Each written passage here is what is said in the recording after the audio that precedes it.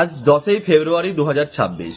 তো অনেকদিন পর আপনাদের সামনে এসআইআর সম্পর্কে দু একটি তথ্য আমি প্রদান করব, যেটি সম্পূর্ণ আমাদের মহামান্য সুপ্রিম কোর্টের নির্দেশ অনুসারে কিছু নিয়মের পরিবর্তন হয়েছে।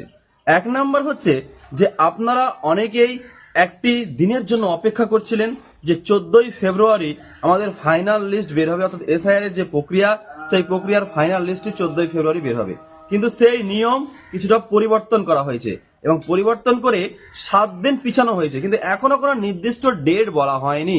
তাই আমরা আশা করতে পারি যে আগামী 20 তারিখের আগে আর ফাইনাল লিস্ট বের হচ্ছে না। যদিও বের হয় তাহলে 21 তারিখ 22 তারিখের দিকে সম্ভবত বের হতে পারে।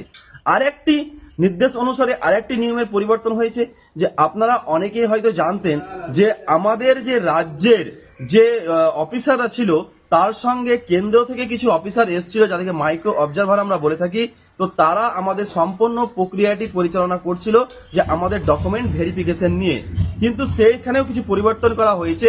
সুপ্রিম কোর্টের নির্দেশ অনুসারে বলা হয়েছে যে মাইক্রো অবজারভাররা অর্থাৎ কেন্দ্রীয় যে টিম ছিল তারা শুধু সহযোগিতা মাত্র করবে, এবং আমাদের রাজ্যের যেসব অফিসাররা অর্থাৎ এআরও ইআরওরা ছিল তারাই তাদের ফাইনাল ডিসিশন ঠিক করবে। অর্থাৎ এআরও এবং ইআরওরাই নির্দিষ্ট একদম ভোটারকে চিহ্নিত করবে যে তার তথ্য ঠিক আছে কিনা নেই।